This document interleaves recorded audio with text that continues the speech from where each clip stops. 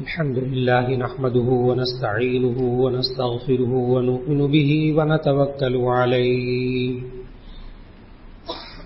ونعوذ بالله من شرور أنفسنا ومن سيئات أعمالنا من يهده الله فلا مضل له ومن يضلله فلا هادي له ونشهد أن لا إله إلا الله وحده لا شريك له ونشهد أن سيدنا ومولانا محمدا عبده ورسوله صلى الله عليه وسلم أما بعد فأعوذ بالله من الشيطان الرجيم بسم الله الرحمن الرحيم يا أيها الناس إنا خلقناكم من ذكر وأنثى وجعلناكم شعوبا وقبائل لتعارفوا إن أكرمكم عند الله أتقاكم إن الله عليم خبير صدق الله العظيم.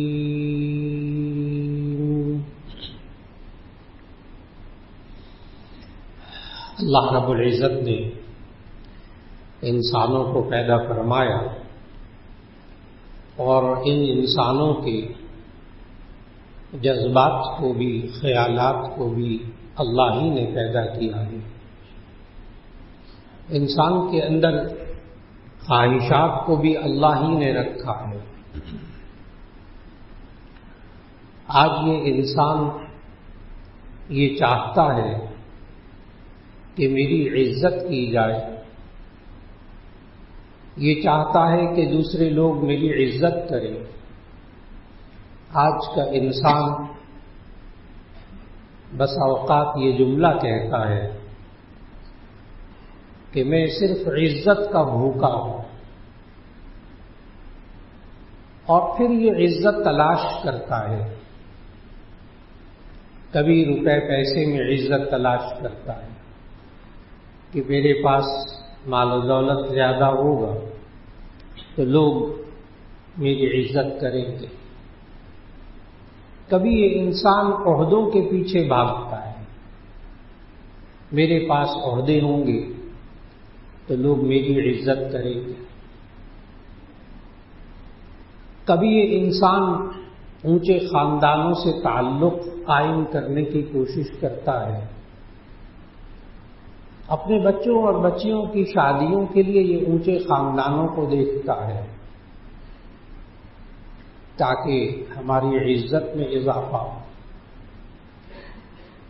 کبھی یہ انسان معاشرے کے اندر اپنے خاندان کو عزت کی وجہ محسوس کرتا ہے، اپنے خاندان کو، اپنے قبیلے کو. یہ مختلف چیزوں میں عزت تلاش کرتا ہے، اور اس دوران اس سے کچھ ایسے کام ہو جاتے ہیں جس کی وجہ سے دوسرے لوگ جو رہی صحیح عزت ہوتی وہ بھی ختم ہو جاتی. عہدوں کے پیچھے بھاگتا ہے، اس سے کچھ کام ایسے ہو جاتے ہیں جن کا ابھی ذکر کروں گا انشاءاللہ. یہ رشتوں کی تلاش میں بھاگتا ہے، اس وقت بھی اس سے کچھ باتیں ہو جاتی ہیں. یہ پیسے کے پیچھے جاتا ہے اس لیے تاکہ اس سے عزت ملے گی، وہاں بھی اس سے کچھ باتیں ہو جاتی ہیں. یہ انسان آج بہت شکوہ کرتا ہے کہ میری بیوی میری عزت نہیں کرتی. بیوی کو یہ شکوہ ہے کہ شوہر میری عزت نہیں کرتا. اولاد، جوان اولاد آج یہ شکوہ کر رہی ہے کہ ماں باپ ہماری عزت نہیں کرتے.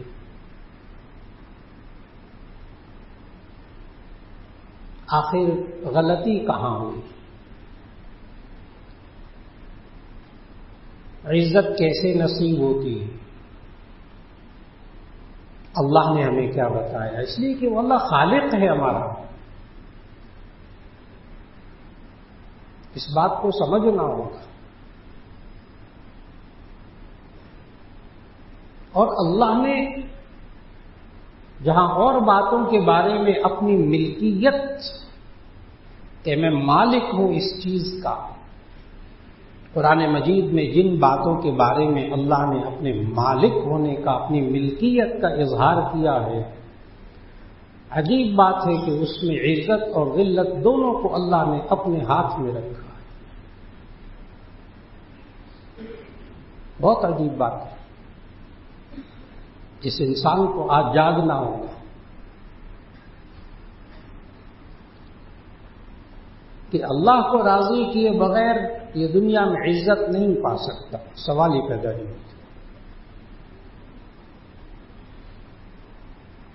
اللہ نے جو اپنے آپ کو مالک کہا کہ میرے ہاتھ میں ہے عزت اور ذلت، قل اللہم مالک الملک تؤتی الملک من تشاء وتعز من تشاء وتذل من تشاء بیدک الخیر انک علی کل شیء قدیر. نبی صلی اللہ علیہ وسلم کو خطاب کر کے فرمایا، قل آپ کہہ دیجیے اللہم مالک الملک، اللہ پوری بادشاہت کا مالک ہے. تؤتی الملک من تشاء، جسے چاہتا ہے وہ بادشاہت دے دیتا ہے. اور آگے جملہ سننے والا ہے، وتعز من تشاء وتذل من تشاء، جسے وہ چاہتا ہے عزت دیتا ہے، جسے وہ چاہتا ہے ذلت دیتا ہے.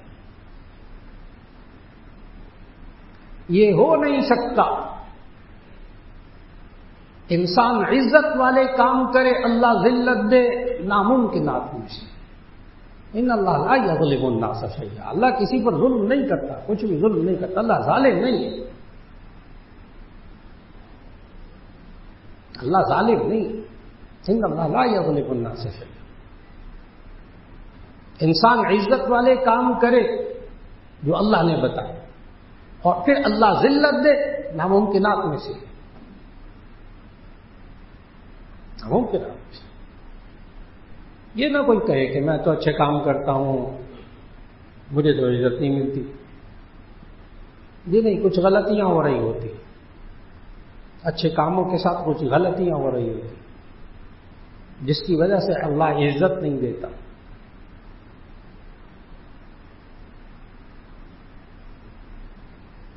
اور اللہ نے قرآن مجید میں سمجھایا کہ دیکھو یہ تمہارے قبیلے، خاندان، برادریاں، اس کو تو عزت اور ذلت کا معیار مت سمجھو. آیت پڑھی سورہ حجرات کی، یا ایھا الناس انا خلقناکم من ذکر وانثی وجعلناکم شعوبا وقبائل لتعارفوا. اے لوگو، ہم نے تمہیں اس لیے پیدا کیا، انا خلقناکم من ذکر وانثی، ایک مرد اور ایک عورت سے پیدا کیا. وجعلناکم شعوبا وقبائل، اور ہم نے تمہیں مختلف خاندانوں، مختلف قبیلوں میں بنایا. یہ خاندانوں کی تقسیم، یہ برادریوں کی تقسیم، یہ قوموں کی تقسیم، اس کی نسبت اللہ نے اپنی طرف کی ہے. آیت کے ترجمے کو غور سے سنیے گا. یہ اللہ نے بنایا ہے، وَجَعَلْنَاكُمْ شُعُوبًا وَقَبَائِلَ، ہم نے تمہیں مختلف خاندانوں، قبیلوں میں بنایا. کیوں بنایا اللہ نے مختلف خاندانوں، قبیلوں میں؟ آگے اللہ نے خود مقصد بتایا، لِتَعَارَفُوا، تاکہ تم ایک دوسرے کو پہچانو، ایک دوسرے کو پہچانو.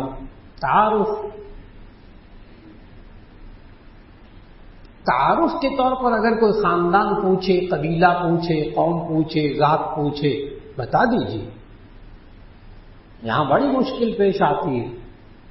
رشتے ہونے لگتے ہیں تو پوچھتے ہیں آپ کی قوم کیا ہے، ذات کیا ہے، تو وہ آگے سے کہتے ہیں کہ آپ نے مسلمان سمجھ کے شادی کرنی ہے تو کر دیں، اگر قوم اور ذات کے برابر شادی کرنی ہے تو ہم تیار نہیں. یہ جملہ قرآن مجید کی اس آیت کے مطابق درست نہیں. اللہ کہہ رہا ہے ہم نے خاندان اور قبیلے بنائے ہیں لتعارفوا، تاکہ تم تعارف کے طور پر ایک دوسرے کو پہچانو. تو تعارف کے لیے اگر ہو تو ٹھیک ہے. یہاں غلطی کیا ہوئی؟ یہاں غلطی یہ ہوئی کہ انسانوں نے خاندانوں، قبیلوں، برادریوں، قوموں کو، ذاتوں کو ذلت اور عزت کا معیار بنا دیا. عزت اور ذلت کا معیار بنایا، یہ ہوئی غلطی. یہ ہوئی غلطی. اللہ نے یہ ساری دنیا کی جو تقسیم کی ہوئی ہے، مختلف علاقوں میں، مختلف ملکوں میں، مختلف قبیلوں میں، خاندانوں میں، یہ تعارف مقصود ہے.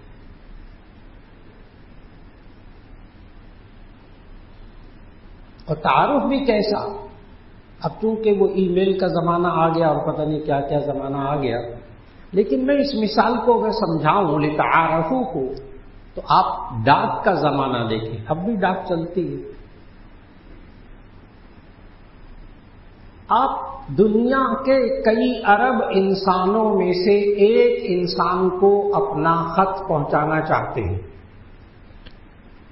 دنیا کے کئی ارب انسانوں میں سے ایک انسان کو اپنا پیغام، اپنا خط پہنچانا چاہتے ہیں. آپ کیا کرتے ہیں؟ اس ملک کا نام لکھتے ہیں، اس کے اندر اس کے صوبے کا نام لکھتے ہیں، صوبے کے اندر شہر کا نام لکھتے ہیں، شہر کے اندر اس کے ڈاکخانے کا نام لکھتے ہیں، اس ڈاکخانے کے اندر اس گلی محلے کا نام لکھتے ہیں،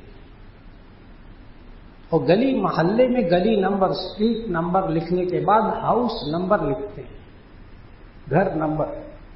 پھر اس میں سے اس بندے کا نام لکھتے ہیں. کئی ارب انسانوں میں سے ایک خط ایک مقررہ انسان تک پہنچ گیا. الحمدللہ. لتعارفوا. اللہ نے یہ ساری تقسیم کیوں کی تھی؟ تعارف کے لیے، ایک دوسرے کو پہچانو.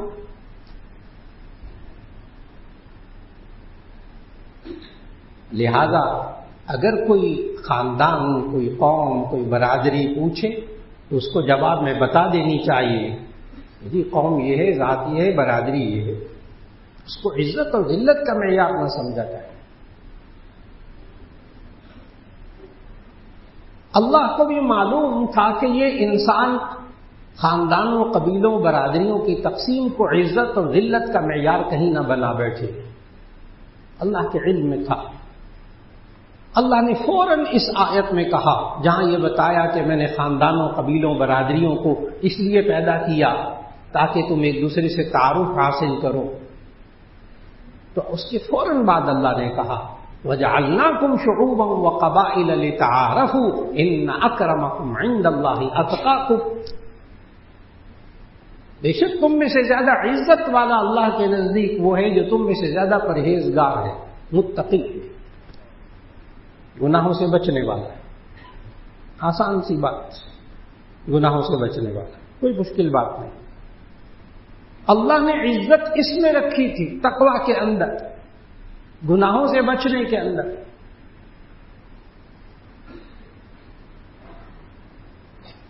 یہ غلطی دنیا میں اور مذاہب کے اندر بھی ہوئی کہ مختلف چیزوں کو عزت و ذلت کا معیار بنا لیا. ہمارے ہاں بھی خاندانوں کو، قبیلوں کو، برادریوں کو عزت اور ذلت کا معیار اتنا بنا لیا گیا جیسے کہ ہندو مت کے اندر، ہندو مذہب کے اندر 4 ذاتیں. سب سے اونچی ذات برہمن کی، برہمن.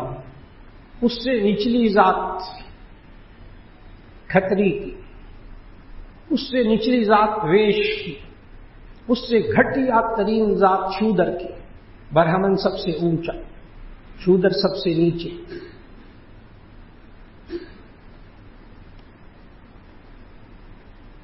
وہ الگ بات ہے کہ وہ ملک سیکولرزم کا دعویٰ کرتا ہے، برابری کا دعویٰ کرتا ہے، مساوات کا دعویٰ کرتا ہے، وہ الگ کہانی ہے. لیکن آج بھی ہندوستان کے اندر جتنے چھوٹے اسٹیشن ہیں، بڑے اسٹیشنوں سے ختم کر دیا، چھوٹے اسٹیشنوں پہ آج بھی جہاں ٹوٹیاں لگی ہوئی ہیں، عام سادے پانی پینے کی ٹینکی کے آگے ٹوٹیاں لگی ہوئی ہیں، وہاں آج بھی لکھا ہوا ہے یہ برہمن کے پانی پینے کی جگہ، یہ شودر کے پانی پینے کی جگہ. وہاں آج بھی برہمن کے ساتھ شودر شادی نہیں کر سکتا. آج بھی وہ برہمن کے ساتھ بیٹھ کر کھانا نہیں کھا سکتا شودر. آج ہندوستان کے مسائل میں سے ایک بہت بڑا مسئلہ یہ ہے کہ مسلمان یہ کہتا ہے شودر کو کہ تم یوں کہو لا الہ الا اللہ محمد رسول اللہ، اور ہمارے دسترخوان پہ بیٹھ کر کھانا کھاؤ، ہماری بیٹیوں کے ساتھ آگے شادی کرو. یہ ہندوستان کا بہت بڑا مسئلہ ہے جس کی وجہ سے وہ مسلمانوں سے خوف کھاتا ہے. مسلمان صرف اتنا کہتا ہے کلمہ پڑھ لو، ہمارے ساتھ بیٹھ کے کھا لو، کلمہ پڑھ لو، ہماری بچیوں سے شادی کر لو، ہمارے بیٹوں سے شادی کر لو. حقیقت بھی یہی.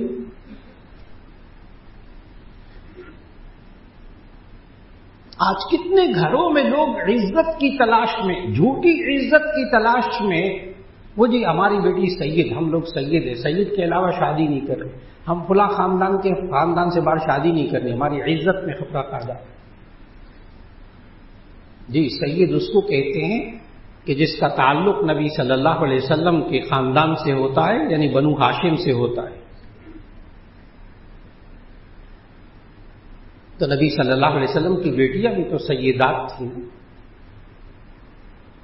نبی صلی اللہ علیہ وسلم نے اپنی بیٹیوں کی شادی تو غیر سیدوں میں کر دی. حضرت عثمان غنی رضی اللہ تعالیٰ عنہ بنو امیہ میں سے، قریش میں سے تھے. پہلے ایک بیٹی کا شادی کر دی، وہ وصال پا گئی، پھر دوسری بیٹی کی بھی شادی غیر سیدوں میں کر دی.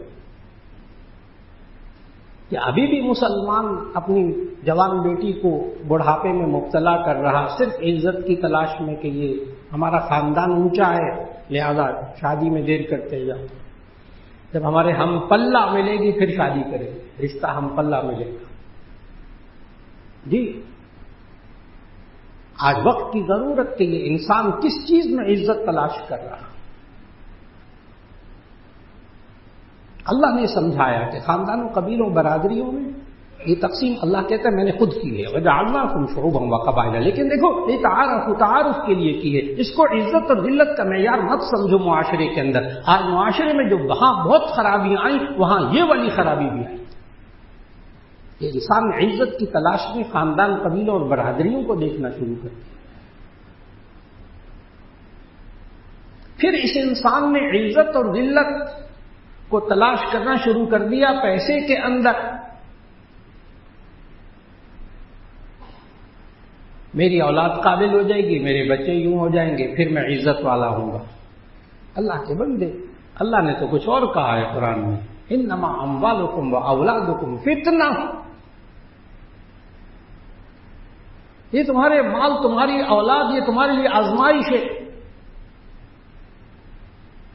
وہ الگ بات ہے کہ مال اور اولاد کی تعریف بھی کی، المال والبنون زینت الحیات الدنیا. یہ مال اور دولت یہ دنیا کی زینت بھی ہے، لیکن اس کو زینت کو حلال طریقے سے کماؤ گے، جائز طریقے سے اولاد کو تربیت کرو گے تو عزت ملے گی. ورنہ یہ انسان عزت کی تلاش میں بہت غلط قدم اٹھاتا ہے معاشرے کے اندر. حرام حلال کی پرواہ نہیں، پیسہ آئے گا تو عزت ہوگی کیونکہ یہ مسلمان ہے اور اپنی زبان سے یہ مسلمان یہ کہتا ہے پیسہ ہوگا تو سب کچھ ہوگا. پیسے سے سب کچھ ہوتا ہے، بیچ میں اللہ ہے ہی نہیں. اللہ تھوڑا ہے کرنے والا، اللہ سے تھوڑا سب کچھ ہوتا ہے، پیسے سے سب کچھ ہوتا ہے. پیسہ ہوگا سب کچھ ہو جائے گا. یہ مسلمان ہے جو اپنی زبان سے نکال رہا، اسی وجہ سے وہ حلال حرام کی پرواہ نہیں کر رہا اور عزت کی تلاش میں. غلطی ہوئی اس انسان سے. اللہ نے کہا قرآن مجید میں الذین یأکلون اموال الیتامی ظلما انما یأکلون فی بطونہم نارا، جو اپنے پیٹوں میں یتیم کا مال ناحق ڈالتے ہیں وہ اپنے پیٹوں میں جہنم کی آگ ڈالتے ہیں۔ اب اللہ کہہ رہا ہے جہنم کی آگ ڈالتے ہیں۔ یہ بہنوں کی جائیداد پہ قبضہ کر کے بیٹھا، یہ اپنی بچیوں کی جائیداد پہ قبضہ کر کے بیٹھا، یہ اپنی بچیوں کو بھی حصہ نہیں دے رہا، بیٹیوں کو بھی حصہ نہیں دے رہا، بہنوں کو بھی حصہ نہیں دے رہا، ماں باپ کو بھی نہیں دے رہا، بھائی بہنوں کو بھی نہیں دے رہا، اس لیے کہ میرے پاس کوٹھی ہوگی، میرے پاس سب کچھ ہوگا تو لوگ عزت کریں گے، اور اگر میں باپ کی یہ کوٹھی بیچ دوں گا تو عزت ختم۔ اللہ کے بندے اپنے بہن بھائیوں کا حق مارنے کی وجہ سے پھر اللہ عزت نہیں دے گا۔ ان گھروں سے عزت نہیں ملتی، ان کوٹھیوں بنگلوں سے عزت نہیں ملتی، انسان غلطی میں۔ ہاں حلال کمائی سے انسان یہ بنا لے اللہ ضرور عزت دے گا، اور اگر یہ حرام کمائی کے راستوں پر چلے گا تو بھول جائے کہ اللہ اس کو عزت دے گا۔ کیوں؟ وَتُعِزُّ مَن تَشَاءُ وَتُذِلُّ مَن تَشَاءُ بِيَدِكَ الْخَيْرُ۔ یہ عزت اور ذلت سب اللہ کے ہاتھ میں ہے۔ انسان کا کام یہ ہے کہ وہ گناہوں سے بچتا رہے، اس لیے کہ کبھی بھی ہو ہی نہیں سکتا کہ انسان کوئی نیک کام کر رہا ہو اور لوگ اس کی عزت نہ کرے، ہو ہی نہیں سکتا۔ کتنے معاشرے میں انسان ہے جو یوں کہے میں نماز پڑھتا ہوں اس لیے لوگ میری عزت نہیں کرتے۔ کوئی ایک بندہ کہہ دے، کوئی ایک بندہ کہہ دے کہ جی میں چونکہ زکوٰۃ دیتا ہوں اس لیے لوگ میری عزت نہیں کرتے۔ کوئی بندہ یہ کہہ دے کہ میں اپنے ماں باپ کا بہت خیال رکھتا ہوں اس لیے لوگ میری عزت نہیں کرتے۔ نہیں، اب غلطی انسان سے کہاں ہوتی ہے؟ یہ انسان عزت کا بھوکا ہے، جیسے بھوک میں نا انسان سب کچھ کرتا ہے، سمجھ میں نہیں آتا حلال حرام، حالانکہ اس وقت اس کو خیال رکھنا چاہیے، بھوک کے وقت میں بھی، پیاس کے وقت میں بھی، کہ میں حلال کھاؤں حلال پیوں۔ بالکل اسی طرح انسان عزت کا بھوکا ہے، یہ بات درست ہے، یہ انسان کی نفسیات ہے، لیکن اس کو جائز چیزوں میں عزت تلاش کرنی ہوگی، اللہ کی نافرمانی میں عزت نہیں ہے۔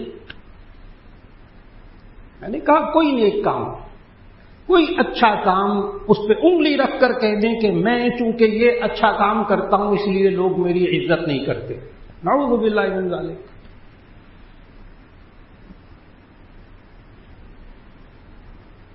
اب یہ انسان جس کی وجہ سے معاشرے میں اپنی عزت کھو دیتا ہے اس کے اسباب کیا ہیں تاکہ یہ انسان اس سے بچے۔ عزت کس میں ہے وہ میں نے آیت پڑھ کر بتایا۔ عزت کس میں ہے؟ اللہ کے نزدیک۔ ان اکرمکم عند اللہ اتقاکم، بے شک تم میں سے زیادہ عزت والا اللہ کے نزدیک وہ ہے جو تم میں سے زیادہ پرہیزگار ہو، اور یہ ہو نہیں سکتا جو اللہ کے نزدیک عزت والا ہو اللہ دنیا میں اسے ذلیل کر دے، ہو نہیں سکتا۔ ان اللہ لا یظلم الناس شیئا، اللہ کسی پر ظلم نہیں کرتا۔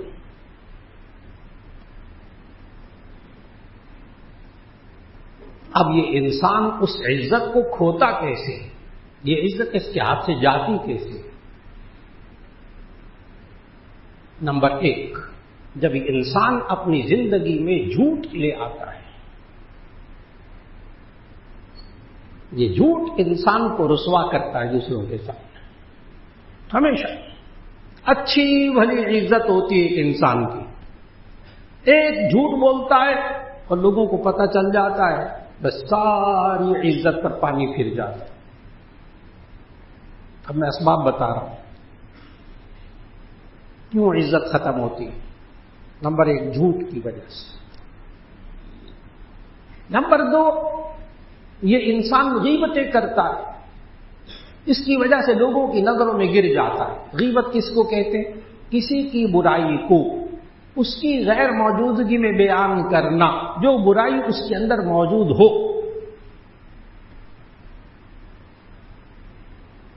برائی موجود نہ ہو پھر کہا جائے فلاں کے اندر برائی ہے تو تہمت ہے، یہ تو بہتان ہے۔ اب بتائیے کسی معاشرے کے اندر کوئی انسان خود سوچے نہ بیٹھ کے کہ اگر اس کو پتہ چل جائے یہ فلاں بندہ میری غیر موجودگی میں میری برائیاں کرتا ہے، کون سا عقل مند انسان ہے جو اس کی عزت کرے گا؟ آج انسان اس کو نہیں سمجھ رہا، یہ نہیں سمجھ رہا. یہ کہتا ہے بیوی میری عزت نہیں کرتی، بیوی کہتی شوہر میری عزت نہیں کرتا. کیوں؟ اس لیے کہ دونوں ایک دوسرے سے جھوٹ بولتے یا ایک دوسرے کی غیبتیں کرتے. وہ شوہر کی برائیاں جا کے ماں کو بتاتی ہے، یہ بیوی کی برائیاں اپنے دوستوں میں بیٹھ کے بیان کرتا ہے. کیا رہ جائے گی عزت اس کی جب بیوی کو پتا چلے گا کہ یہ میری برائیاں کرتا پھرتا؟ بیوی عزت کرے گی؟ اتنی کم عقل بھی بیوی نہیں ہوتی. سمجھنا ہوگا آج بیوی کے سامنے کیوں انسان عزت والا نہیں رہتا، بیوی شوہر کے سامنے عزت والی کیوں نہیں رہتی؟ ایک جھوٹ کی وجہ سے، ایک غیبت کی وجہ سے. اگلی چیز تہمت، بہتان. تہمت لگا دے بندہ کسی پر، اگلا اس کی عزت کرے گا، سوال ہی پیدا نہیں، سوال ہی پیدا نہیں.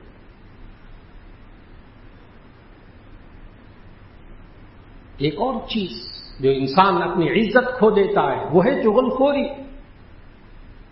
ادھر کی بات ادھر پہنچانا تاکہ دونوں میں لڑائی ہو جائے. یہ انسان لڑاتا پھرتا ہے. اور نبی کریم صلی اللہ علیہ وسلم نے کیا فرمایا؟ لا يدخل الجنت نمام. نمام چغل خور، اس کو عربی میں حدیث میں قطات بھی کہا گیا. لا يدخل الجنت قطات، چغل خور جنت میں داخل نہیں ہوگا. ادھر کی بات ادھر کرتا ہے تاکہ دونوں میں لڑائی ہو جائے. تو جب اس کا مقصود ہی یہی ہے لوگوں کو لڑانا، تو لوگ اس کی عزت کیوں کریں گے؟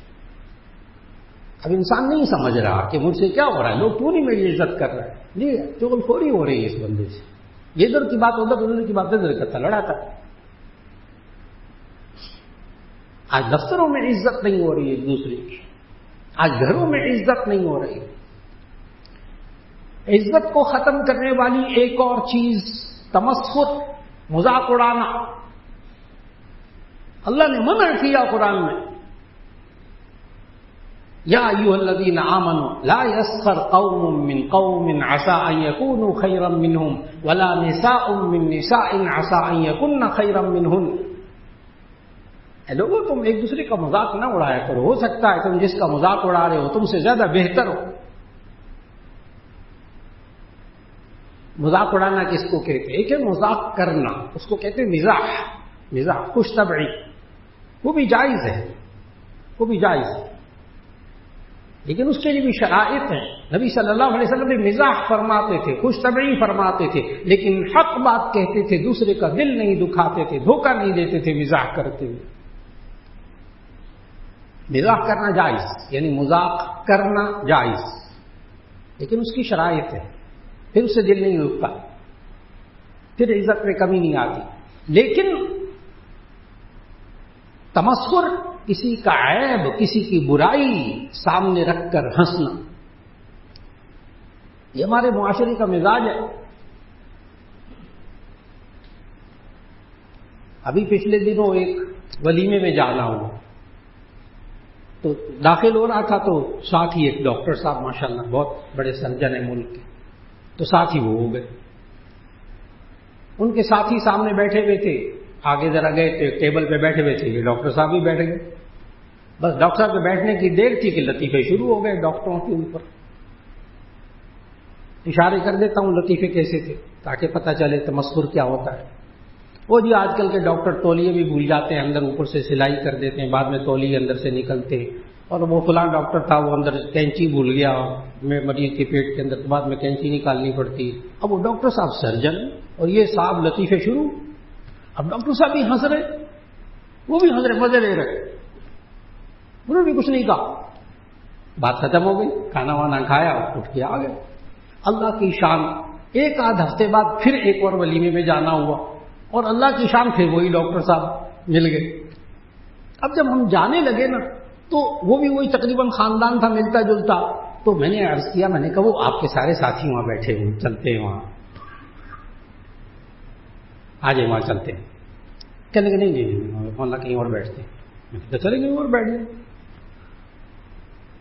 اور ایک اور میز پہ جا کے بیٹھ گئے. بیٹھ گئے تو میں نے گزارش کی، میں نے کہا وہ بڑے اچھے ساتھی تھے آپ کے، آپ نے چھوڑ دیا ان کو. کہنے کہ نہیں مولانا، وہ جتنی دیر پچھلی دفعہ بیٹھے رہے وہ میرا مذاق ہی اڑاتے رہے، تو اب میرا دل نہیں کرتا میں ان کے ساتھ بیٹھنے. آپ نے کوئی بات سمجھی ہے؟ وہ مذاق اڑانے والوں کا کی عزت ان ڈاکٹر صاحب کے دل میں نہیں رہی کہ میرے پیشے کا مذاق اڑا رہے تھے. ہمارے یہاں بھی یہی ہوتا ہے، جب کسی جگہ چلے جاتے ہیں کہ کوئی کئی ڈاکٹروں کا مذاق اڑاتے ہیں، کوئی کسی کا مذاق اڑاتا ہے، کبھی مولویوں کا بھی مذاق اڑاتے ہیں. بیٹھے ہوتے مولویوں کو لطیفے سنانا شروع کر دیتے. اب مجھے بتائیں کہ ایک عالم ہو اور اس کی بھری محفل کے اندر 5-6 افراد اس ٹیبل پر بیٹھے ہوئے اس کا مذاق اڑا رہے ہوں، وہ عالم اس کی عزت کرے گا جیسے وہ سرجن ان کی عزت کرے گا؟ وہ تو سرجن ان کے ساتھ بیٹھنے کو تیار نہیں تھا، حالانکہ دوست تھے. صرف کس چیز نے ان کو دور کر دیا؟ تمسخر نے، مذاق اڑانا. سوچ سمجھ کر بندہ لطیفہ بھی سنائے تو سوچ سمجھ کر. اگلے کی انسلٹ تو نہیں ہو رہی، اگلے کی بے عزتی تو نہیں ہو رہی، اگلے کے پیشے کا مذاق تو نہیں ہو رہا. آج انسان کن چیزوں سے اپنی عزت کھو رہا ہے؟ وہ باتیں بتا رہا تھا، تمسخر، مذاق اڑانا. ایک اور چیز جس سے آج عزت ختم ہو رہی ہے، اعتماد ختم ہو رہا ہے، وہ ہے دھوکہ، خدیعہ، ڈاج، فراڈ، دھوکہ. اللہ نے یہ منافقین کی نشانی بتائی ہے سورۃ البقرہ کے دوسرے رکوع میں. یخادعون اللہ والذین آمنوا وما یخدعون الا انفسهم وما یشعرون. یہ اللہ کو دھوکہ دیتے ہیں، ایمان والوں کو دھوکہ دیتے ہیں، حالانکہ اپنے آپ کو دھوکہ دیتے ہیں، ان کو پتہ نہیں. جو انسان معاشرے میں دھوکہ دیتا ہے وہ اس آیت کو ذہن میں رکھے کہ اللہ کہہ رہا ہے یہ تم اپنے آپ کو دھوکہ دے رہے. مت اپنے زیادہ ہوشیار مت بنا. دیکھو میں نے کہ فلاں کو کیسے الو بنایا، یہ جملے ہیں. دیکھا میں نے کیسے الو بنایا اس کو. اللہ کے بندے، اللہ کہہ رہے تم خود الو بن گئے. اللہ کہہ رہے مت دے دھوکہ. یہ آج بیوی شوہر کو دھوکہ دے رہی، بیوی اور شوہر بیوی کو دھوکہ دے رہا، جوان اولاد اپنے ماں باپ کو اندھیرے میں رکھ کر دھوکہ دے رہی، اور پھر کہتے ہیں ہماری عزت نہیں کی جاتی. کیسے ہوگی؟ کیسے ہوگی عزت؟ دھوکہ دے کے اگلے عزت کریں گے. ایک دکاندار گاہکوں کو دھوکہ دیتا رہے، نمبر 2 مال بیچتا رہے، کیا گاہک اس کی عزت کریں گے؟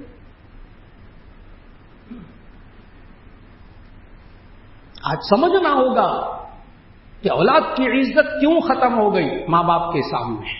جوان اولاد شکوہ کرتی، آج گھروں میں شکوہ ہو رہا. لائن پر آنا پڑے گا، عزت والی لائن کو پر آنا پڑے گا. بیویوں کو بھی آنا پڑے گا، شوہروں کو بھی آنا پڑے گا، بڑوں کو بھی آنا پڑے گا، چھوٹوں کو بھی آنا پڑے گا. اگر عزت چاہتے ہیں ان چیزوں کو ختم کرنا ہوگا جن کو اللہ نے قرآن میں کہا کہ دیکھو یہ چیزیں دل دکھانے والی ہیں. آج انسان تکبر کر رہا، اپنے آپ کو بڑا سمجھ رہا، دوسروں کو حقیر ذلیل سمجھ رہا، وہ چاہتا ہے لوگ میری عزت کریں. کوئی متکبر شخص اگر یہ چاہتا ہو لوگ میری عزت کریں اور وہ لوگوں کو حقیر اور ذلیل سمجھ رہا ہو، ٹھیک ہے، اس کے دفتر میں جب وہ آئے گا لوگ کھڑے ہو جائیں گے، اس کے سامنے ہاتھ باندھ کے کھڑے ہو جائیں گے، اس کی بظاہر عزت کریں گے. لیکن ذہن میں رکھیے گا لوگ نفرت کرتے، لوگ دل سے نفرت کرتے. تکبر کرنے والوں کو پسند نہیں کیا جاتا. جب اللہ تکبر کرنے والوں کو پسند نہیں کرتا تو بہت اچھی طرح ذہن میں رکھیں، جسے اللہ پسند نہیں کرتا اسے مخلوق بھی پسند نہیں کرتا، اسے لوگ بھی پسند نہیں کرتے. ہم یہ چاہیں کہ لوگ ہمیں پسند کریں تو اس کے لیے گناہوں سے بچنا ہوگا. تو یہ دھوکہ دینا، جو انسان، جو دکاندار دھوکہ دے رہا وہ اپنی عزت ختم کر رہا. اور ایک اور چیز جس کی وجہ سے معاشرے کے اندر لوگوں کی عزت ختم ہو رہی وہ ہے بددیانتی، خیانت، کرپشن، امانت میں خیانت. جتنا امین ہوگا لوگ عزت کریں گے، اور جتنی خیانت آتی جائے گی لوگوں کے اندر سے، نگاہوں سے عزت ختم ہوتی جائے گی.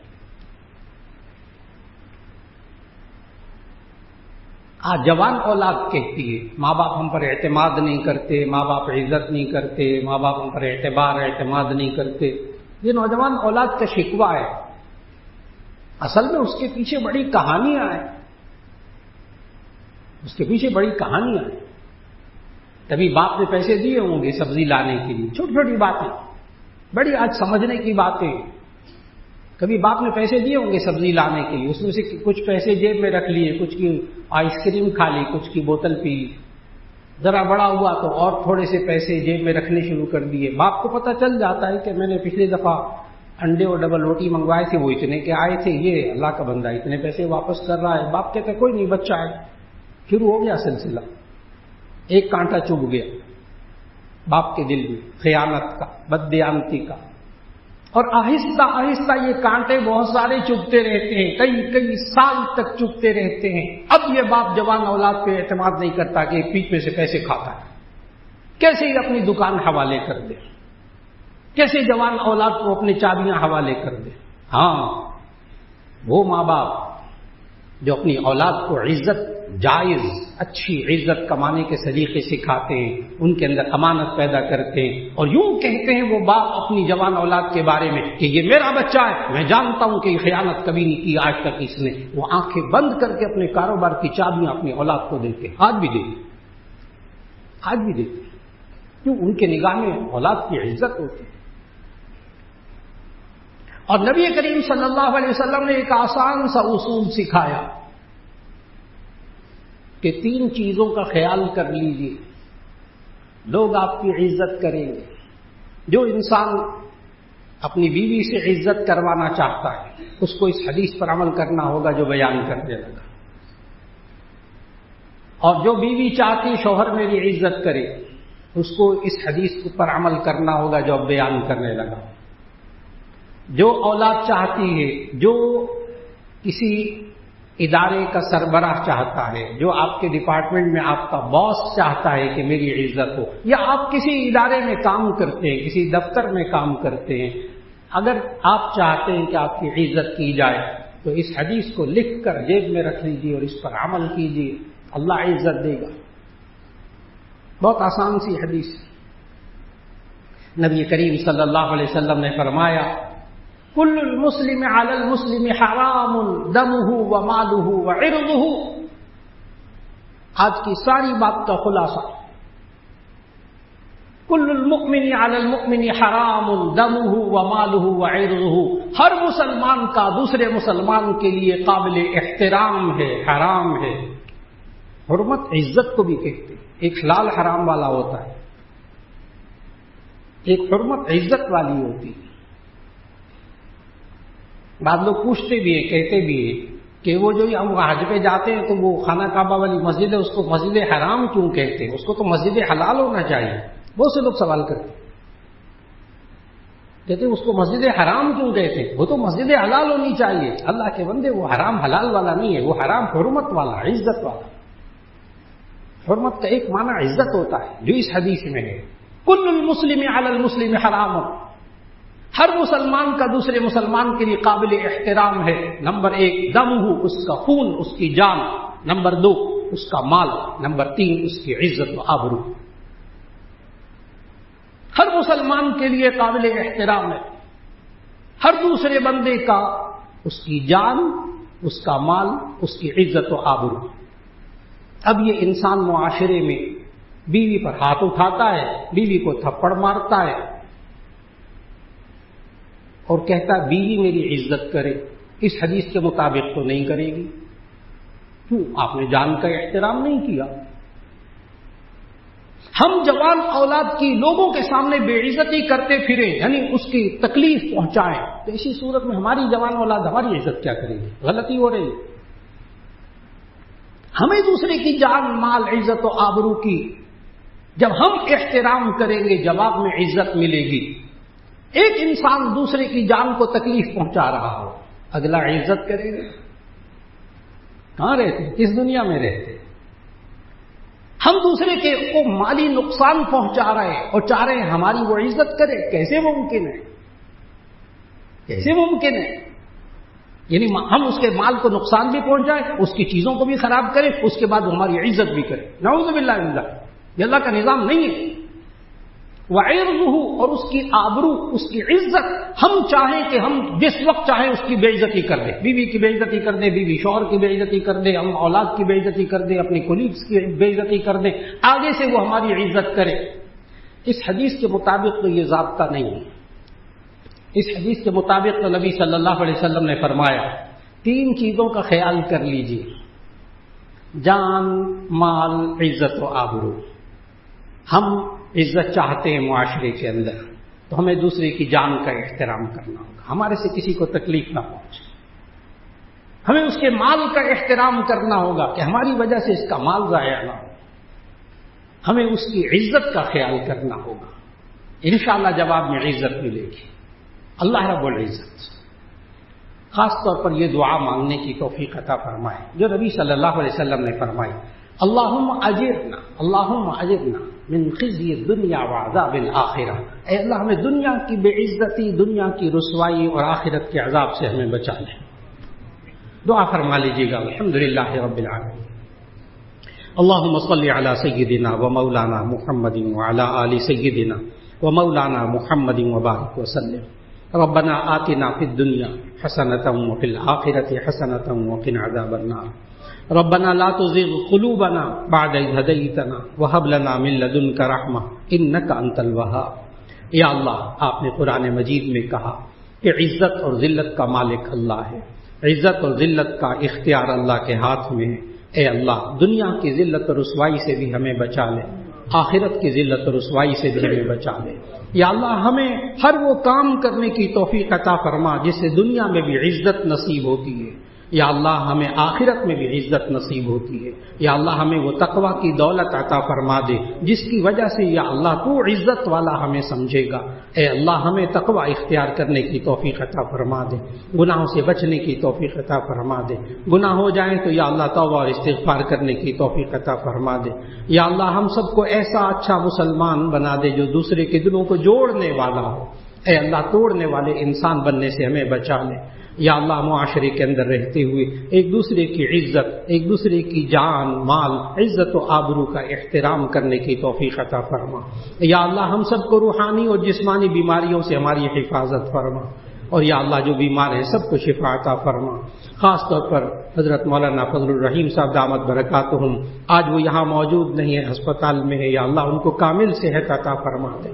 یا اللہ، کامل صحت عطا فرما دے. صحت و عافیت کے ساتھ ان کے سائے کو ہمارے سروں پہ سلامت فرما دے. اور جامعہ کے اساتذہ میں سے حضرت مولانا فیاض الدین صاحب ہسپتال میں داخل رہے، وہ بیمار ہیں. مولانا ڈاکٹر زاہد علی ملک صاحب، ان کے بہت ایکسیڈنٹ ہو گیا شدید، جامعہ کے قیمتی استاد ہیں. اور یا اللہ، مفتی حسن صاحب پچھلے دنوں جامعہ کے استاد ہیں، وہ بھی ان کا بھی بائی پاس آپریشن ہوا. یا اللہ، جو بیمار ہے ایک ایک کو شفا عطا فرما. یا اللہ، جو پریشان حال ہے ان کی پریشانیوں کو دور فرما. یا اللہ، جتنے حاضرین موجود ہیں دلوں میں دعائیں ہیں، سب کی دعاؤں کو قبول فرما. یا اللہ، جن جن صاحب نے اپنے اپنے بیمار مریض کے لیے یا اللہ دعا کی درخواست کی ہے، یا اللہ ایک ایک کو شفا عطا فرما. اور یا اللہ، ایک ایک کی پریشانی کو دور فرما. یا اللہ، جس جس کے بچے اور بچیاں یا اللہ امتحانات دے چکے ہیں، یا اللہ سب کو کامیابیاں عطا فرما. اور بہت دعا مانگا کیجیے. یا اللہ، سب کے بچے اور بچیوں کے نصیب اچھے فرما دے. یا اللہ، ہمارے گھروں میں سکون عطا فرما دے. یا اللہ، رشتوں میں سکون عطا فرما دے. رشتوں میں ایک دوسرے کا احترام عطا فرما دے. اور یا اللہ، ہمیں دنیا اور آخرت کے اندر عزت عطا فرما دے. دنیا اور آخرت کی رسوائی سے ہماری سب کی حفاظت فرما لے. ہم سب کی دعاؤں کو قبول فرما لے. وصلی اللہ تعالی علی خیر خلقہ محمد وآلہ واصحابہ اجمعین برحمتک یا ارحم الراحمین.